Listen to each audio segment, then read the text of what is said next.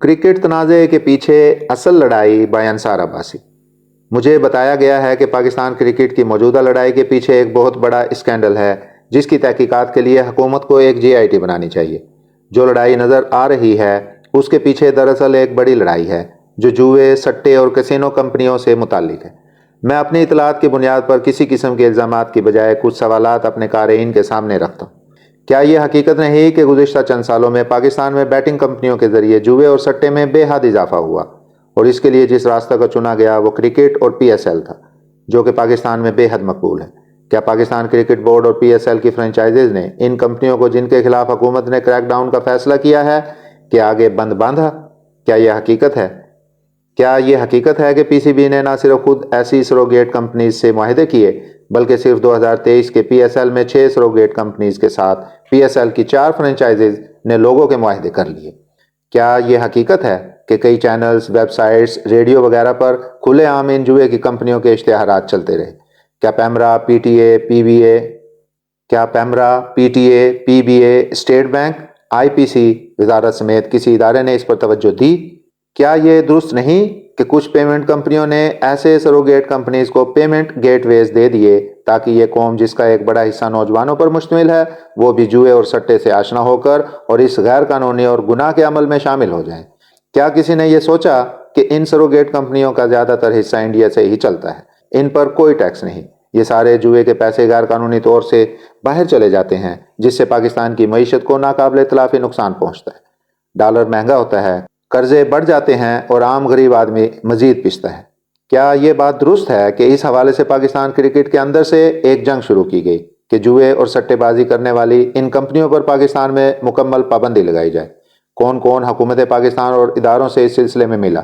کس کس نے اس غیر قانونی کام کو روکنے میں بنیادی کردار ادا کیا؟ کس کی کوششوں کے نتیجے میں وزارت اطلاعات نے ستمبر میں ایک نوٹیفیکیشن کے ذریعے ان کمپنیز پر پابندی لگائی اور PCB، میڈیا اور PSL کو حکم دیا کہ فوری ان کمپنیوں سے اپنے اپنے معاہدے ختم کریں؟ حال ہی میں جب پاکستان ٹیم ابھی ورلڈ کپ کے درمیان میں تھی، میڈیا میں چلنے والی موجودہ کمپین کے پیچھے کون تھا جس کے نتیجے میں انضمام الحق استعفیٰ دے کر خود کو چیف سلیکٹر کی پوسٹ سے علیحدہ کر چکے ہیں؟ کیا یہ سچ ہے کہ ان سروگیٹ کمپنیز کا بزنس لانے اور پھیلانے میں چند بہت طاقتور لوگ شامل ہیں جو 3 لوگوں کو ان تمام سروگیٹ کمپنیز کے خلاف پابندی کا ذمہ دار سمجھتے ہیں اور انہیں نشان عبرت بنا دینا چاہتے ہیں؟ جوئے کی ان کمپنیوں پر پابندی لگوانے میں کیا بابر اعظم محمد رضوان اور ان کی مینجمنٹ کمپنی سایہ کارپوریشن کے CEO طلحہ رحمانی کا کوئی کردار ہے؟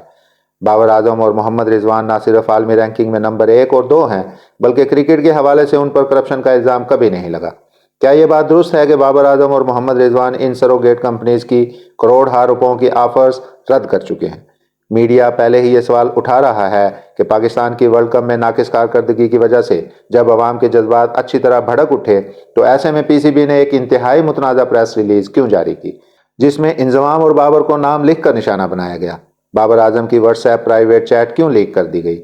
انضمام اور ایک رجسٹرڈ کمپنی کے بارے میں جو انفارمیشن میڈیا کے ذریعے پھیلائی جا رہی ہے کیا وہ سچ ہے یا جھوٹ؟ اصل حقیقت کیا ہے؟ کس نے یہ اطلاع میڈیا کو فیڈ کی؟ انضمام استعفیٰ دے چکے ہیں اور PCB ایک 5 رکنی کمیٹی بھی بنا چکا ہے، لیکن کیا وہ کمیٹی جسے PCB نے قائم کیا وہ غیر جانبدار ہو سکتی ہے؟ خصوصی طور پر اس وقت جبکہ چیئرمین PCB ایک نجی چینل کو دیے گئے انٹرویو میں انضمام کے خلاف بات کر چکے ہیں۔ میری حکومت سے درخواست ہے اس معاملے پر ایک JIT بنائی جائے جو تمام معاملات کو دیکھے۔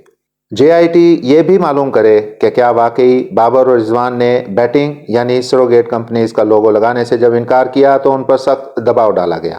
یہ دباؤ ڈالنے والے کون کون لوگ تھے؟ قوم کو یہ بھی پتہ چلنا چاہیے کہ جب رضوان نے اپنی عالمی کپ میں ہونے والی سینچری غزہ کے بہن بھائیوں کے نام کی تو کیا کسی نے ان ٹویٹس کو ڈیلیٹ کروانے پر زور دیا؟